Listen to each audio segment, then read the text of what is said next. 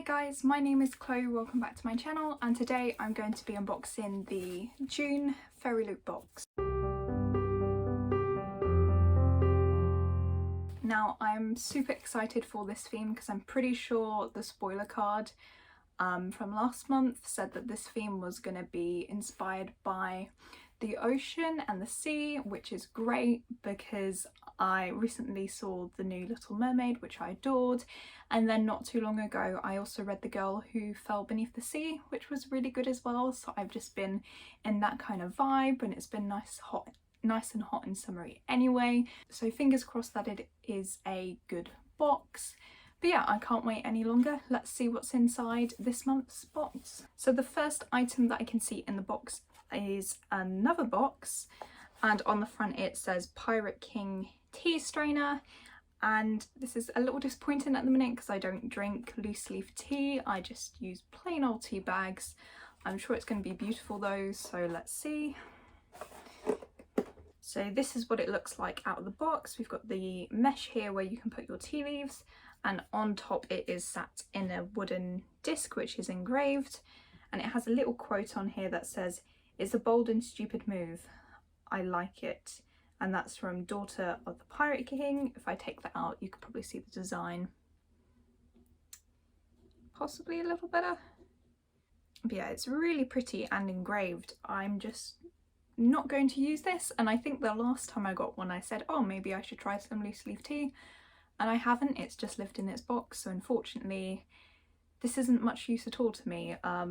Even though it is pretty, I might just have to re-gift it because there's no point me having two tea strainers that are going to sit around doing nothing. If anything, I should just keep one. So the next item that we've got here is in a gorgeous mesh bag actually. That's really pretty. I know that's not the item, but I really like that bag. And on the front it says "Wave goodbye to makeup," and these are reusable face pads. So this could be really handy so far because at the moment I use cotton disposable pads to cleanse my face. So having some of these actually could be pretty useful. So let's see what they look like. So these are quite cool. You get quite a few. So they're pads like this with almost like an ocean design on one side. I think those are waves, and then the back is just soft, and it's this deep navy colour. They are very, very soft, and you get 5 different pads in the pouch, so that's pretty cool. And yeah, I might actually use these. I might as well use up the cotton pads that I have, but then I might give these a go instead of buying new pads, and yeah, they could be pretty useful. I just need to remember that I have them and to actually use them. So yeah, I might pop these in my bathroom just so I'm aware of them and give them a go, because that's quite a cool item and I haven't seen a book box do something like that before. But yeah, this is really unique and I'm willing to give them a go. Next we have another fabric item, and it looks like it's a cushion cover. And we have these characters here on the front, and I'm pretty confident that these are from The Girl Who Fell Beneath the Sea. It's very similar to the character art I've seen before, and just with the blue dragon on the front, it is absolutely gorgeous. Yeah, I really love this design. I might even have to get a cushion for it because I haven't used any of the previous cushion cases that FairyLoot have provided, and mainly because I just haven't been a big fan of the design, but this is definitely my favourite cushion design so far, and it kind of matches with some of the colours I have in other places, whereas with the other ones it would have just stood out. So yeah, I might actually see if I can find a cushion and use this one for once, which is great. And yeah, let's just see if it says on this tag. Yeah, Beneath the Sea cushion cover, so I'm pretty sure it's inspired by The Girl Who Fell Beneath the Sea, which I would recommend. I enjoyed it. Haven't given it a rating yet, but I had a good time. Next we have a plate, which is exciting. I really like the design of the last plate that FairyLoot included, and this one says on the front, "The Adventures of Amina Al Sarafi plate." So the box looks like that. And yes, it is very pretty. So this time we have almost like a seaside theme there with the palm trees and some fish. I was going to say dolphins then, but they're definitely fish. And then we've got a lovely, almost like clockwork compass design in the front. I'm not quite sure what that is, but that is really pretty. And it's nice that we have a really deep blue on white, because the last one, I think if I remember correctly, it was black with a white design, possibly. But yeah, that's really nice. That's really, really good, and is going to be handy to have for garden parties in the summer. I can serve up some cakes and stuff for my friends, so pleased with this item. So next we have the next set of the mythology bookmarks, number 11 and 12. So number 11 is this one here, and she is absolutely gorgeous. I love how much the gold pops out against the blue. That's really, really pretty. I don't think I know who she is. I'll have to see when I grab the spoiler card. And then number 12 is this one here. He looks really cool as well. I love the blue foiling on this one. And if I had to guess, I'd probably say Poseidon, just based on the trident and stuff, but I will double check.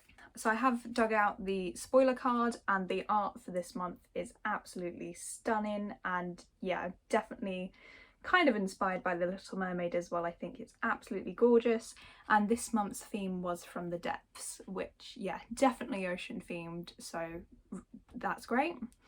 In terms of the bookmarks, we have, both of them are water deities, so we do have Poseidon, so I got that one right, which is cool. And then Ocean, it's spelled O-S-H-U-N, which is kind of cool. I've never heard of her. But yeah, I love this set. As always, these bookmarks are absolutely gorgeous, and I do use them. I love seeing pretty art when I open my books, so love these. Looking back, the plate, we know that was inspired by the adventures of Amina al-Sarafi, knew that one. And then the tea strainer said it was inspired by Daughter of the Pirate King. And then the cushion cover was inspired by The Girl Who Fell Beneath the Sea. And in terms of the reusable face pads, it was just a fandom neutral item, so just inspired by the sea and the water in general, I think. So that's pretty cool.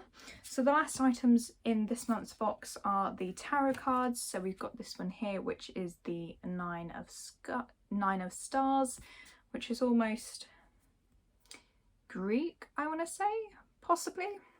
And then we've got 10 of Stars here, and these might be possibly the characters from, is it The Song of Achilles by Madeline Miller? That would be my guess. Let me just double check. Tarot cards, yep, they are Patroclus and Achilles from The Song of Achilles, which is cool. I did enjoy that book. So the final item in the box is the book, and I can't wait to see what this is. Hopefully it is lovely and blue. It is my favourite colour, and this month's box has been heavily inspired by the ocean, so I can hope. So first in here we have our bookmark, which I'm very pleased about because I really like this art, so I will be using that one. And then we have our letter from the author, which has this gorgeous art piece on the front, and it almost reminds me of the Grishaverse with this embroidery on the uniform. It's not quite right down the bottom, but yeah, it kind of reminded me of that, so that's really cool. And then last but not least is the book, and we have Sing Me to Sleep by Gabby Burton. And I'm pleased to say that this is very blue. It could be bluer, but it is gorgeous, and I love the, I think it's a deep gold on the front in the foil, and that's really, really pretty. Then we have the spine there, and then on the back it says a duty to protect, a desire to kill, an impossible love, and we just have the design followed around as well, so that's absolutely stunning. On the edges we have, it looks a bit like a digital sprayed edge, and I think it's just the water in various shades, and it goes all the way around, so not super impressive, but it does match the book and it does look nice. And let's see if there's anything amazing under the dust jacket. And there is. So this time we have a cover printed onto the naked hardback, and it is the nice, lovely, smooth, matte covers that I like versus the ones that are kind of textured. And that one just has the title on the front, the title on the spine, and then on the back it has a gorgeous picture of the moon and the ocean as well. So I don't know why the moon is underwater, unless that's just a reflection of the moon coming down. I'm a little bit confused, but I will have to see what the book's about. And then in terms of end papers, we do have two different designs, which is nice. I don't think we did last month. So here we have that girl again from the letter with another character here. And then on the back we have this image here. Looks like they're having some trouble at sea. And I would just see if this one is signed. And yeah, it is signed as well. So it's a really stunning book overall, and I hope it sounds great because I'm really in the mood to read more ocean inspired and books set on the ocean and things like that, so fingers crossed. And the synopsis immediately starts with a name that I don't remember how it's pronounced. I think it's Saoirse or Cerise. I'll go with Saoirse, and I'm probably wrong, but that's what I'm gonna go with. Saoirse Silkova survives on secrets. As the last siren in her kingdom, she can sing any man to an early grave, but her very existence is illegal, and if her true identity were ever discovered, it would be the end of her life on the line. By day, Saoirse disguises herself as a fae, pretending to be the perfect soldier in training. By night, she satisfies her darker urges, working as an assassin for dangerous mercenaries, and all the while she keeps the biggest secret of all, that she is not always in control of her siren powers or her desire to kill. Then a blackmailer threatens her sister, and Saoirse's investigation takes her to the royal palace and her most dangerous job yet, personal bodyguard to the crown prince. Saoirse expects to despise Prince Hayes, but he is kind, thoughtful and charming, and she finds herself increasingly drawn to him until he tasks her with investigating a killer plaguing the kingdom. That problem is Saoirse. Trapped by her deadly double life, Saoirse can't leave the palace until she saves her sister, but who will save her from herself? So that immediately sounds really, really intriguing. It kind of reminds me of To Kill a Kingdom in a way. That was a book that I really enjoyed that had sirens in it. That one was really cool. And it's really interesting as well that she's going to have to pretend to be a fae and not a human. So we do have like mer people and fae in this book, which is kind of nice. And I do like that she's going to have to investigate her own murders. I'm getting Mindfuck vibes from that, which was a novella series by St. Abbey. I really enjoyed that one. So yeah, I'm really excited for this book actually. I wouldn't say it's one of the prettiest books we've had so far this year, but I do love all the different shades of blue on there. It's gorgeous and the synopsis just sounds amazing, so I can't wait to give this one a go. So that was it. Those were all the items in the June FairyLoot box. I think my favourite items for this month have to be the mythology bookmarks. They're just so gorgeous, and none of the items for this month beat them this time. I can't wait to see what other ones we get in the series. But yeah, let me know down below if you've read this book already. I would love to know your thoughts. But as always, I hope you're enjoying your current read, and I will see you in the next one. Bye!